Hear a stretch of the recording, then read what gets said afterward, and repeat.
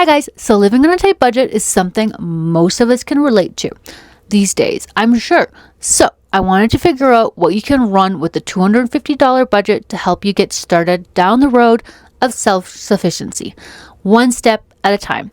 Prices change all the time, so I headed over to Amazon to see what I could do with a budget of $250, and here's what I came up with. So I decided on this Oupes Exodus 600 portable power station. I've actually had this for several months now, and it's proven to be a good little power station. They designed it to be easy to use, but with all the important features we needed for this experiment. It can handle 600 watts of AC output, which is double the power of most power stations of this size.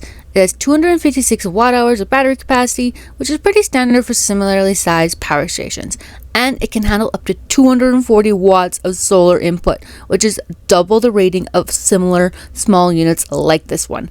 And the price for this is less expensive than nearly all the other major brands that I'm comparing it to, like the EcoFlow River 2 and the Blue Yeti EB3A, making this the perfect option for this budget-conscious challenge. Using a 200-watt solar panel is outside of this $250 challenge, so we're going to use a 100-watt panel today. But the beauty of this power station is you can either use two 100-watt panels or one 200-watt panel, since it supports up to 240 watts. I thought about using a standard rigid panel because they are cheaper than a portable solar panel. But if I did that, I'd have to sacrifice one of the main benefits of a portable power station, which is it being portable. So I came across this NEWSMY brand 100-watt solar panel.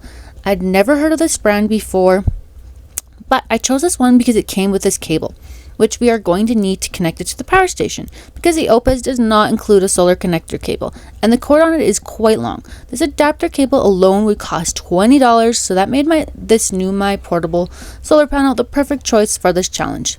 So let's hook it up and see what kind of things $250 can run. MC4 to MC4 connector.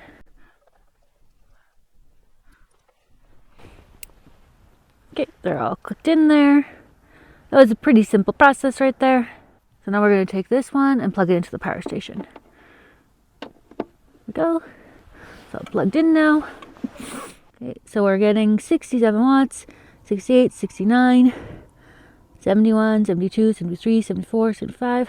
But just remember, we are only using a 100-watt solar panel here, and then at its peak it got up to 102 watts, which is really, really good for a 100-watt solar panel. So just a quick update, we have some overcast now, so we are only pulling about 51 watts. So it's been about an hour now, the power station's at 77% charged. Now we're just going to go charge it with the wall outlet for the rest of the way.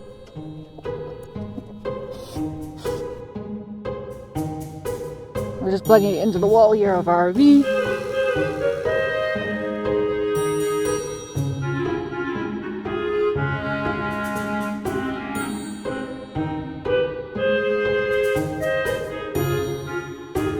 So it can reach up to 230, 240. Right now it's mostly staying at 225, but it should get up to 240. Okay, we finally got it at 100%. So now that this power station is clearly charged, we are going to see what it can run. So we're going to start off with the AC ports right here, which gives you the ability to plug in many of the devices you would normally plug into the wall of your home, as long as the devices you're trying to run don't exceed 600 watts. So now we're just going to press the power button right here, which will turn on the device's inverter. Okay, so we're just going to plug in a few things here. I have my lamp here and also my diffuser. Combined, these are pulling around 40 watts, so the power station is estimating that it'll run these two things for about 4 hours. But keep in mind the lamp light bulb is not an LED light bulb, so that's why it's drawing so many watts. So now we're just going to see how long we can run the TV with this power station. So we're just plugging the TV in now. And again, we're just going to turn on the AC button. And now we're just going to press the TV on. The blue light's on, TV's on. And we're running about 46 watts with the power station on. So the power station would last about 3 hours with the TV on. So now we're just going to test this fan out on this power station.